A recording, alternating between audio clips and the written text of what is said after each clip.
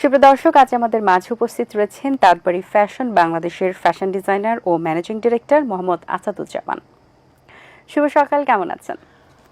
আলহামদুলিল্লাহ ভালো আছি। শুভ সকাল, আপনি কেমন আছেন? আমিও ভালো আছি, ধন্যবাদ আপনাকে। একটু জানতে চাই যে আপনার তাঁতবাড়ির যে জার্নিটা, সেটি আপনি যে নামকরণটা করেছেন তাঁতবাড়ি, এবং সেটা দীর্ঘদিনের একটা জার্নি। সো এই প্রতিষ্ঠানের পেছনের যে গল্পটা, প্রতিষ্ঠানটা দেওয়ার পূর্বে আপনার পরিকল্পনা কেমন ছিল এবং কোন প্রেরণা থেকে এই ধরনের উদ্যোগ নিয়েছিলেন আপনি? ধন্যবাদ আপনাকে। আসলে তাঁতবাড়ি নামক প্রতিষ্ঠানটি নামকরণ করার পেছনের গল্পটা, তারপরে হচ্ছে তাঁতবাড়ি যে আজকে যে জায়গাটাতে আসছে, বা দেন হচ্ছে আমি পেশায় একজন ফ্যাশন ডিজাইনার, যেহেতু আমি একটা সময় তাঁতিদের নিয়ে কাজ করেছি খুব। বাংলাদেশের স্বনামধন্য অনেকগুলো ব্র্যান্ড শপের সাথে আমি জব করেছি, যেটা হচ্ছে ডিজাইনার হিসেবে। তখন আমি তাঁতের সেক্টরটাকে আমি খুব বেশি যাওয়া আসা ছিল আমার আর কি। তো ওখান থেকে তাঁতিদের সাথে মিলতে একটা সময় আমার মনে হয়েছে যে আমি নিজে একটু তাঁতিদের নিয়ে কিছু করি। তো তাঁতবাড়ি নামকরণ করার পেছনে তাদের একটা অনুপ্রেরণা ছিল আর কি, যে আপনি যেহেতু আমাদেরকে নিয়ে ভাবেন করেন, বা আপনি চাচ্ছেন যে তাঁত নামক এই শব্দটা যেন বাংলাদেশ থেকে হারিয়ে না যায়, ওখান থেকে তাদের একটা অনুপ্রেরণা ছিল যে আপনি আসলে তাঁতবাড়ি নামক একটা প্রতিষ্ঠান করতে পারেন। এবং তাঁত শিল্পটাকেও আপনি কিন্তু বারবার রিপ্রেজেন্ট করছেন, এটা একটা ব্যাপার কাজ করছে। এটার পিছনে আরেকটা রিজন আছে। আমি তাঁতিদের সাথে মিশতাম, তো খুব তাদের খুব কাছ থেকে দেখেছি যে তাঁতিরা যে তাদের যে একটা ন্যায্য মূল্য, তারপরে হচ্ছে তাদের যে বাৎসরিক একটা আয়ের যে একটা রোলিং, তারা এটা থেকে সবসময় বঞ্চিত থাকতো। তা আমার মনে হতো যে আমি যদি একটু তাদের সাথে থাকি, হয়তোবা এই সেক্টরটাকে একটু ধরে রাখা যাবে, বা তাদের ন্যায্যটাকে আদায় করে দেওয়া যাবে। আচ্ছা, গ্রামীণ তাঁতিদের জন্য কিন্তু আপনি তাঁতবাড়ির মাধ্যমে তাদের জন্য অনেক কিছু করার চেষ্টা করছেন, এবং তাদের যে ন্যায্য আসলে যে পাওনাটা, সেটা আপনি দেওয়ার চেষ্টা করছেন। মানুষের বিশ্বাস অর্জনে তাঁতবাড়ির ভূমিকাটা কতটুকু ছিল এবং কিভাবে তারা কাজ করেছেন? আসলে আমি তো গ্রামের ছেলে, গায়ের ছেলে। তো আপনার হোম টাউন কোথায়? আমার হোম টাউন হচ্ছে পটুয়াখালী, বাউফল।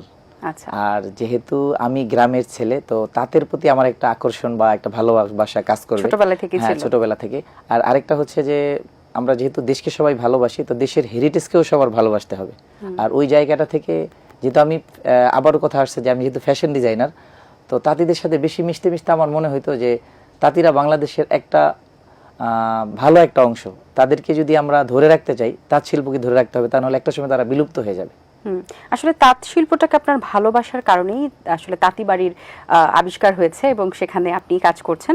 এই যে গ্রামের একটি ছেলে থেকে ফ্যাশন ডিজাইনার হয়ে ওঠার যে গল্পটা, সেটা আপনার জন্য কতটা স্ট্রাগলিং পয়েন্টে ছিল, বা লাইফটাকে আপনি কিভাবে দেখেছেন? এই পর্যন্ত আসার পেছনের গল্পটা কি আসলে কঠিন ছিল নাকি সহজ ছিল আপনার জন্য? অনেক বেশি কঠিন ছিল, খুব চ্যালেঞ্জ ছিল আমার।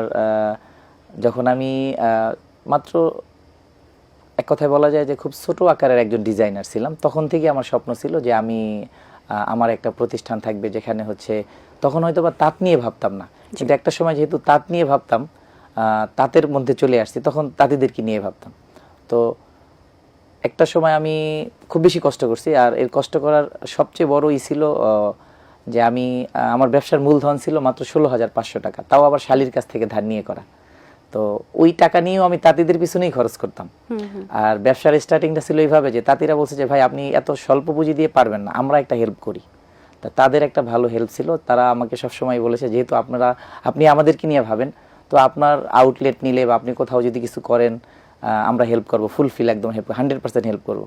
তাদের একটা ভালো ভূমিকা ছিল, এমনকি আন্তরিকতা ছিল, একটা ট্রাস্টের জায়গা ছিল তাঁতবাড়ির প্রতি বা আমার প্রতি। খুব ভালো একটা বিষয়। তাঁতবাড়িতে কোন কোন দেশীয় তাঁত পণ্যগুলো পাওয়া যাবে?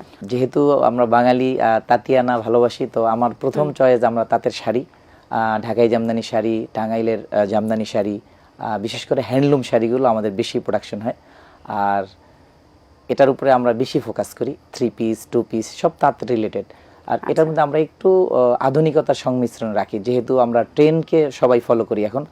শুধু যে আমরা তাঁত নিয়ে পড়ে থাকলেই চলবে এটা না ব্যাপারটা। আমি বুঝি যে কাস্টমারের একটা চাহিদাও রয়েছে। প্রাচীনের সাথে যদি একটু আধুনিকের সংমিশ্রণ থাকে তাহলে হবে কি এখান থেকে উভয় পক্ষই বেনিফিটেড হবে, কাস্টমারও হবে তাঁতিরাও হবে, তাহলে এই জিনিসটার বিলুপ্ত হবে না আশা করি ইনশাআল্লাহ। কাস্টমাইজ করে নেওয়ারও কি ব্যবস্থা রয়েছে কিনা, মানে যদি কাস্টমার চান অবশ্যই তার মতো করে আরেকটু, যেহেতু আমাদের নিজস্ব প্রোডাকশন তো অবশ্যই কাস্টমাইজ করে নেওয়া যাবে। আচ্ছা, আউটলেট কোথায় কোথায় রয়েছে? আমাদের আউটলেট ঢাকা র্যাঙ্কিং স্ট্রিট ওয়ারিতে আছে দুটো, বরিশাল পুলিশ লাইনে আছে একটি, আর হচ্ছে চট্টগ্রাম ওয়াসা মোড় আছে একটি, আর নরসিংদী বারুইচা বেলাবতে, আর রিসেন্ট আমরা একটা আউটলেট করতেছি মাদারীপুরে। আর আরও আছে, টার্গেট আছে যে বাংলাদেশের যে অঞ্চলগুলোতে তাঁত নিয়ে আসলে অনেকে ভাবে না বা তাঁত নিয়ে অনেক আইডিয়া নেই, বা অনেক অঞ্চলই আছে যে তাঁত রিলেটেড পোশাকগুলোকে অনেকে গুরুত্ব দেয় না। আমরা চাচ্ছি যে ওই জায়গাগুলোতে কিভাবে আমাদের তাঁতবাড়ির আউটলেটগুলো নিয়ে তাদেরকে তাঁতের সাথে পরিচয় করানো যায় বা তাঁতকে ভালোবাসানো যায়। বেসিক্যালি এটা অনলাইনে বেশি আপনার সেল আসছে নাকি অফলাইনে? চাহিদা উভয়ভাবেই, অনলাইন অফলাইন উভয়ভাবেই। আর আমরা সাজেস্ট করি, যেহেতু আমাদের প্রোডাক্টগুলো একদম অথেন্টিক বা হচ্ছে ন্যাচারাল, আমরা সবাইকে সাজেস্ট করি যে আমাদের আউটলেটে আসবে, এসে দেখে ঘুরে নিয়ে যাবে। আচ্ছা, তাঁতবাড়ি নিয়ে কিন্তু আরো অনেক ফ্যাশন হাউস রয়েছে এবং তাঁত শিল্প নিয়ে কাজ করছে। আপনার এখানে স্পেশালি ডিফারেন্ট কি রেখেছেন যেটাতে আসলে কাস্টমাররা বেশি ফোকাসড হয়? বেশি স্পেশাল বলতে আমি যেটা বুঝি যে আমরা এখানে ফোকাসটা হচ্ছে যে আমরা ন্যাচারাল আর হচ্ছে অর্গানিক বলতে যেটা বুঝি আর কি। আমরা সুতা যেটা হচ্ছে কাউন্টগুলো আমরা একুরেট রাখার ট্রাই করি, কমফোর্টকে গুরুত্ব দিই। কিছু টুইস্টিং সুতা আছে যেগুলো মানুষের স্কিনের জন্য যেটা মানে শুট করে না, আমরা ট্রাই করি সবসময় যে ট্রেন্ডের পাশাপাশি যেন আমাদের কোয়ালিটিতে কোনো ডিস্টেন্স না থাকে। আর আমাদের একটা স্লোগান আছে, তাঁতবাড়ি ছবিকে নয় পণ্যের গুণগত মানকে প্রাধান্য দেয়, আর পণ্যের গুণগত মানের সঙ্গে আমরা সবসময় আপোষহীন। আচ্ছা, বেশ ভালো। আমরা তো আসলে যদি বলি যে শাড়ি তো আসলে নারীদের একটা অলংকার এবং শাড়ি বাঙালি আনার একটা বহিঃপ্রকাশ, এবং তাঁত শিল্পটাকে নিয়ে যদি শাড়ির সাথে কাজ করা হয় তাহলে এটা খুবই ভালো একটি বিষয়, দারুণ একটি বিষয় হয়ে যায়। তো আমরা কিন্তু এখন বেশি ফ্যাশন সচেতন, আপনি যেটি বলছিলেন ট্রেন্ডের সাথে আমরা চলছি, সেই জায়গা থেকে তো এখন মডার্ন যুগে আসলে তাঁত তো আছেই, পাশাপাশি কিন্তু আরো ভ্যারাইটিস ধরনের ডিজাইন সহ শাড়ি মানুষ পরতে পছন্দ করে। তো আপনার কি ফিউচারে আসলে শুধু তাঁত নিয়েই পরিকল্পনা রয়েছে নাকি ডিফারেন্ট টাইপের, যে আমরা যদি দেখি অন্যান্য যে বুটিক হাউস যেগুলো থাকে ভ্যারাইটিস রাখে, সেরকম ভ্যারাইটিসও থাকবে কিনা?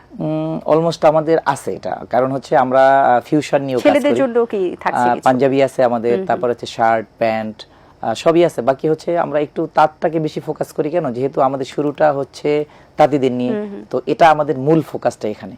আর ট্রেন্ডের বলেন আর ফিউশন বলেন সবই আছে তাঁতবাড়িতে।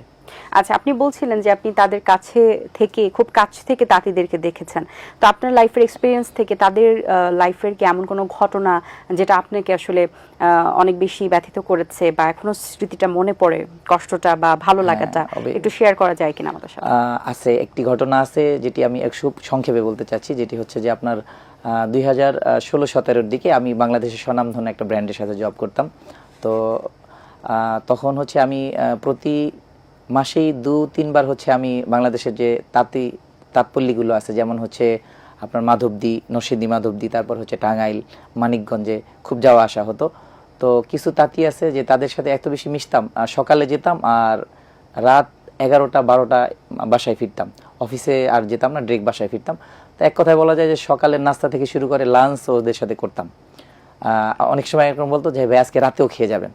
তো ওদেরকে দেখতাম যে ওরা 3 বছর, 5 বছর, 12 বছর যাবত ওই ব্র্যান্ডগুলোর কাজ করতো, আমি যেই ব্র্যান্ডের সাথে ছিলাম ওদের কাজ করতো। তোরা বলতো ভাই আমাদের কাজের শুরু থেকে এই পর্যন্ত, এখন পর্যন্ত আমরা বাৎসরিক যে ওদের কাছ থেকে যে রিটার্নগুলো নেই বা আমাদের যে মূলধনগুলো কাজের পারপাসে দেয়, যেমন হচ্ছে 100 টাকার কাজ যদি ওরা করে তো ধরেন 75 টাকা ওদেরকে পেমেন্ট করতো, বাকি 25 টাকা ওরা রেখে দিত খাতায়। তো এই টাকাগুলো ওরা বাৎসরিকভাবে ওরা কখনোই একটা আছে না যে একদম পেইড করে দেয়, ক্লিয়ার করে, এটা কখনো হতো না। তো আমার কাছে খুব বেশি খারাপ লাগতো যে আমি একটা তাঁতির সাথে বসে বসে কথা বলতেছিলাম একদিন, ও আমাকে একটা হিসাবের খাতা এনে দেখাইলো যে ভাই দেখেন আমি এই প্রতিষ্ঠানের সাথে 12 বছর সার্ভিস দিচ্ছি, তাদেরকে টোটাল প্যাকেজ কাজ করে দিচ্ছি, আমি প্রডিউসারই করতেছি। তো এখন পর্যন্ত 12 বছরের খাতা এখন পর্যন্ত তারা আমাদেরকে পেইড করতে পারেনি। 12 বছর আগের টাকা এখনো আমরা পাবো। তো এক কথা বলা যায় যে আমাদেরকে জিম্মি করে তারা কাজ করতেছে। আবার রেটিং এর ক্ষেত্রেও খুব বেশি মানে করতো যে চাপাচাপি করতো যে ভাই, কারণ হচ্ছে খাতায় যদি ডিউ থাকে তাকে আটকে দিচ্ছে, বাৎসরিক পে করতেছে না। তো তখন আমার কাছে খুব খারাপ লাগতো আর কি। আর ওখান থেকেই মানে এমন হইতো যে ওনাদের কান্না দেখলে আমার কান্না পাইতো যে আসলে তাঁতিরা অবহেলিত। আসলে কিন্তু বাংলাদেশে এখন তাঁত শিল্পটা এই কারণে হারিয়ে যাচ্ছে, তাদের ন্যায্য মূল্যটার ক্ষেত্রে তারা হচ্ছে সবসময় বঞ্চিত এখান থেকে। আসলে ন্যায্য মূল্যের কারণেই কিন্তু অনেকেই আসলে তাঁত শিল্প থেকে সরে যাচ্ছে, বিলুপ্ত হচ্ছে। দেখছি এখানে আসলে তাদের জীবন নির্বাহী যে ব্যবস্থা সেটা যদি না চলে তাহলে তো আসলে সকলেই তো চান একটু ভালোভাবে থাকতে, এবং তাঁতিদের জন্য স্পেশালি খুব ভালো একটা উদ্যোগ নিয়ে আপনি কাজ করছেন, ভালো লাগলো। পরিবারে কারা কারা আছেন? আমার পরিবারে আছে আমার মিসেস আছে তাসলিমা জামান, আর হচ্ছে আমার একটা মেয়ে আছে, বড় মেয়ে, ক্লাস 9-এ পড়ে, আর মেঝো আমার 3টা মেয়ে আলহামদুলিল্লাহ। মেঝো মেয়েটা ক্লাস 5-এ পড়ে, আর ছোট মেয়েটা হচ্ছে প্লে। বাহ, খুব ভালো। সো আর ভবিষ্যতে কি কি পরিকল্পনা রয়েছে পোশাক খাত নিয়ে? পোশাক খাত নিয়ে আমার অনেক বড় চিন্তা ভাবনা আছে, জানি না আল্লাহ তাআলা কতটুকু সাকসেস করবে। তার মধ্যে সবচেয়ে বড় চিন্তা হচ্ছে আমি যারা আমার সাথে তাঁতিরা আছে বা হচ্ছে আমার তাঁতবাড়ির সাথে যারা আছে সবাইকে নিয়ে একটু ভালো থাকে। আমি যেটা বুঝি আর কি, একটা গোত্র বা একটা জাতি সবাই যখন ভালো থাকবে একটা দেশ তখন ভালো থাকবে। আর তাঁতবাড়ির সাথে যারা আছে সবাই যদি ভালো থাকে তখন আমি ভালো থাকবো। আর তাঁত শিল্পটাকে আমি চাচ্ছি বাংলাদেশের মধ্যে তো ছড়িয়ে দেবই, বহির্বিশ্বে এবং বিশ্ব দরবারে এটাকে আমি এমনভাবে প্রেজেন্ট করতে চাই যেটা হচ্ছে মানুষ যেন বুঝে যে বাংলাদেশের তাঁত শিল্প আসলে কিছু ইউনিক কিছু আছে, এটার মধ্যে ভালো কিছু আছে। নতুন যারা উদ্যোক্তা রয়েছেন তারাও তো বিভিন্ন ধরনের পোশাক খাতে বিভিন্ন সেক্টরে তারা কাজ করছেন, এবং এখানে এখন যদি আমরা দেখি যে নারীদের অংশগ্রহণ অনেক বেশি এবং বেশ ব্যাপক পরিসরে কিন্তু আসলে উদ্যোক্তা তৈরি হচ্ছেন। যেহেতু আপনিও একটা সময় উদ্যোক্তা ছিলেন হয়তোবা ক্ষুদ্র পরিসরে এবং শুরু করেছিলেন, এখন আপনার জায়গাটা অনেক বড় হয়ে গেছে, প্রশস্ত হয়ে গেছে এবং আগামীতে আরও হবে। তো আপনার লাইফের এক্সপিরিয়েন্স থেকে তাদের জন্য কি পরামর্শ থাকবে? বিশেষ করে বাংলাদেশে যারা নারী উদ্যোক্তা আছে তার মধ্যে আমার যে মিসেস আছে উনিও একজন উদ্যোক্তা, উনি আমাকে খুব বেশি সাপোর্ট দেয়। আর এক কথায় বলা যায় যে আমাদের যে হস্তশিল্প যে প্রজেক্টগুলো উনি সব দেখাশোনা করে। এখানে আমার কোনো মানে ক্রেডিট নেই, আমি এক কথায় বলা যায় এখন আর সময় দিতে পারি না। আর আমি একজন নারী উদ্যোক্তাকে নিয়ে আমি এই কথাটি বলতে চাই যে একজন নারী উদ্যোক্তা যখন কোনো কাজে অগ্রগতি হয় বা মানে অংশগ্রহণ করে তখন হচ্ছে আমরা সবাই এই জিনিসটাকে একটু অন্যভাবে দেখি যে মেয়ে মানুষ কিভাবে এটা করবে, মেয়ে মানুষ কি বিজনেস করতে পারে কিনা। সবচেয়ে বেশি বাধাগ্রস্ত হয় হচ্ছে ফ্যামিলি থেকেই। সর্বপ্রথম তার স্বামী হতে পারে বা তার বাবা হতে পারে, মেয়ে মানুষ কাজ করবে কেন, আসলে এটা ভুল কনসেপ্ট।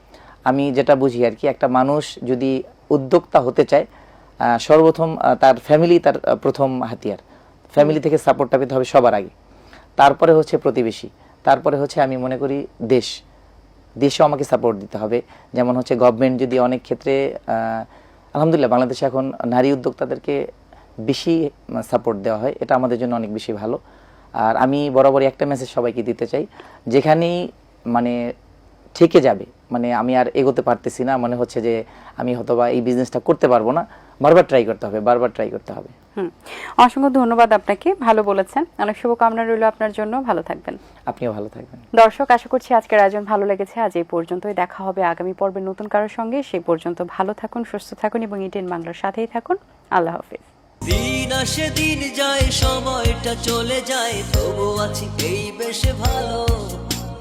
জীবনটা রঙময়, যেভাবেই হওয়া চাই, নয় কবু সাদা কালো। এই আশাতে স্বপ্ন ভাসে, সুখ হাসে চোখে মুখে, চায়ের চুমুকে।